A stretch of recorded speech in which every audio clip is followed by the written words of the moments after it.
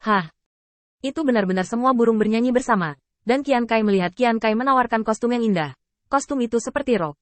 Tetapi itu bisa berubah tanpa batas. Dan itu bisa diubah seperti seragam militer, yang membuat mata Putri Wenxing penuh perhatian. Begitu Hua Pao muncul, pola Tao bersinar terang, berubah menjadi ribuan dewa, naik ke langit, berlama-lama dan mengoceh terus-menerus. Ribuan burung ilahi berbeda. Qin Yichan melihat burung bangau melebarkan sayapnya, elang guntur menari, dan elang emas mengangkat kepala mereka. Bahkan leluhur Putri Wenxing, Wu Jin, bisa melihatnya. Tidak hanya itu, Qin Yichan bahkan bisa melihat burung surgawi membuka layarnya. Ratusan burung menghadapi Phoenix. Benarkah 100 burung menghadapi jubah Phoenix? Banyak pembangkit tenaga listrik terkejut. Begitu jubah kaisar ini muncul, ratusan burung berbalik ke arah Phoenix. Itu diubah oleh kekuatan yang dihormati oleh semua ras, dan awan suci dibebani. Pada akhirnya, mereka semua jatuh pada jubah kaisar yang menyerupai Phoenix Dewa. Tidak ada keraguan bahwa jubah cantik ini adalah jubah kaisar, karena di klan Feng saat itu, selama dia menjadi kaisar, klan akan membuatkan jubah burung untuknya. Hari ini, orang yang mengendalikan ratusan keluarga burung adalah klan surgawi. Tetapi klan Phoenix masih ada saat itu. Phoenix adalah burung ilahi, memahkotai kawanan burung terbanyak di dunia. Burung pipit bisa menjadi raja, sama seperti harimau yang tidak betah dan kera bisa menjadi raja. Betapa cantiknya. Putri Wenxing melihat ke dalam hatinya, dan Qian Kai membuat gerakan penuh, membiarkan burung surgawi menari oleh ribuan awan, dan akhirnya kembali ke jubah kaisar. Setelah berubah menjadi pola bunga yang hidup dari pelari lokal, dia terlihat sangat cantik. Bangga. Bagaimana? 100 burung menghadapi jubah Phoenix, seperti pengganti palsu. Banyak pembangkit tenaga listrik juga memusingkan. Saya harus mengatakan bahwa harta dari era naga sejati benar-benar aneh. Klan Feng kagum pada burung. Mengenakan jubah ini, itu seperti yang paling mulia di dunia, seperti burung Phoenix di dunia. Langit. Jubah Phoenix 100 burung terbakar dengan langit yang mengamuk, dan saya tidak tahu metode apa yang digunakan Qian Kai untuk mengeluarkannya. Tetapi pada saat ini, saya melihat seorang pria kuat yang terkejut dan berkata, "Hei, jubah Phoenix ini 100 burung tampaknya telah rusak." Qin Yichan juga memperhatikan bahwa perut jubah Bai Niao Chao Feng tampaknya terkoyak oleh cakar yang tajam, dan bulu-bulu Phoenix runtuh, berteriak di telinganya. Qian Kai tidak menganggapnya serius, ini pasti ditinggalkan oleh seseorang yang kuat saat itu. Singkatnya, ini tidak mempengaruhi kualitas. Seolah takut harta yang dia hasilkan dengan putus asa akan jatuh harganya, Qian Kai segera tersenyum dan berkata, "Lihat ke belakang dan temukan klan Shenzi atau klan Qin Yuan untuk menebusnya. Setidaknya jubah kekaisaran dan prestise masih ada di sana. Dan burung-burung masih ada di sana. Anda dapat melihat dengan jelas." Beberapa orang kuat tidak sabar untuk mendesak. "Katakan saja, berapa harganya?" Qian Kai menyeringai, tersenyum berbahaya dengan dua janggut kecil, seperti namanya. Melihat mata Qian terbuka, mudah untuk mengatakan, "Barter, harta ilahi berguna bagi saya, maka saya akan mengubahnya." Begitu komentar ini keluar, banyak orang kuat benar-benar terkejut. Harta karun surgawi, apakah Anda merampoknya? Jubah Phoenix dinasti 100 burung ini adalah jubah kekaisaran, tetapi telah rusak. Apakah Anda ingin menukarnya dengan harta kekaisaran yang lengkap? Tidak mungkin.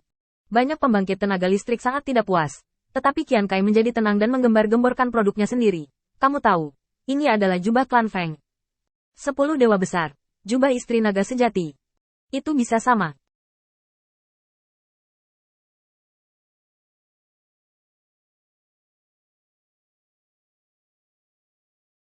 Selain itu, jubah Phoenix dinasti 100 burung ini sangat langka. Jika kamu ingin mengejar seorang kaisar wanita, berikan ini padanya. Aku khawatir kaisar-kaisar surga realem saat ini akan gemetar setelah melihatnya. Ini adalah alam semesta kuno. Qian Kai tidak keberatan bercanda tentang Tuan Fan Yu. Begitu kata-kata ini keluar, banyak orang kuat tidak bisa menahan tawa. Memang, jubah Bai Niao Chao Feng memiliki simbol yang berbeda selain kekuatan supernaturalnya sendiri. Qian Kai berdiri di atas panggung, melihat sekeliling, dan terus mendesak. "Ngomong-ngomong, Saudara Yuan, saya mendengar bahwa ipar perempuan saya telah menjadi seorang kaisar, dan saya masih kekurangan jubah kaisar. Bagaimana dengan yang ini?" Pria kuat bermarga Yuan tertawa 2 kali, tampaknya sedikit menyakitkan, dan melambaikan tangannya. "Wanita di keluarga saya adalah iblis." Dia mengenakan jubah Phoenix dan tidak mencolok, tidak mencolok. "Siapa lagi yang mau?" "Ah, ya, rekan Taois Shenzong. Kamu Sister Miao Xuan. Banyak orang ingin mengejarnya."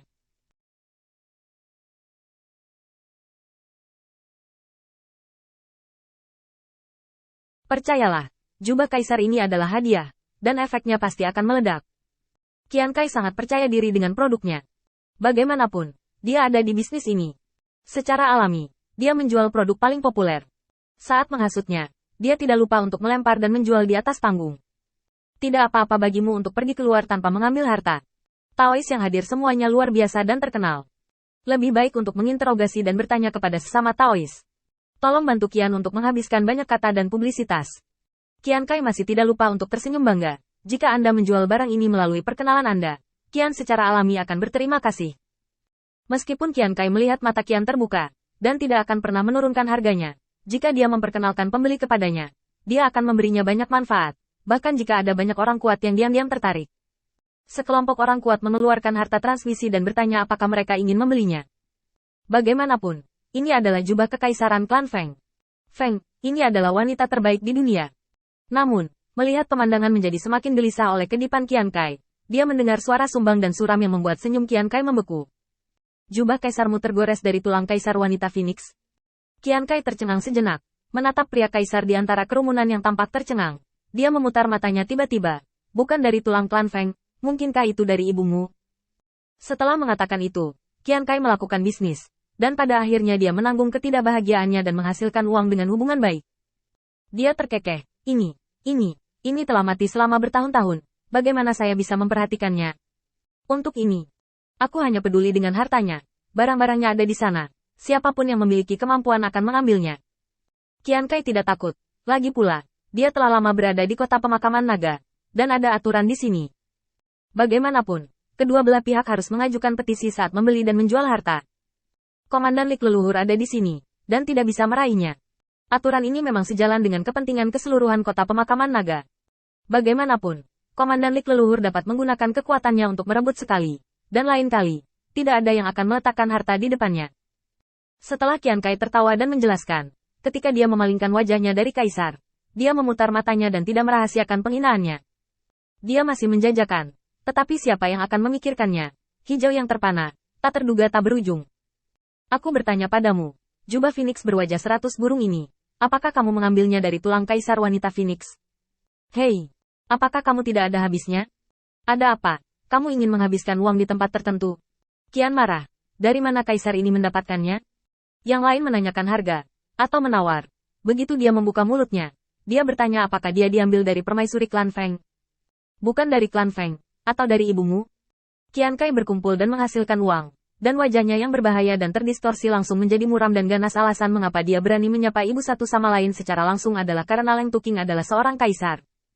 Dan bahkan jika kekuatannya rata-rata, itu adalah kesempurnaan agung kaisar, berani menghancurkan tempatnya. Selain itu, Qian telah berkecimpung dalam bisnis ini untuk waktu yang lama. Dia dapat digambarkan memiliki mata yang tajam dan mata yang indah. Dia dengan santai meliriknya dan menemukan bahwa kaisar tidak mengenal orang-orang kuat di sekitarnya, dan dia tidak memilikinya. Munculnya kekuatan transenden. Bangun,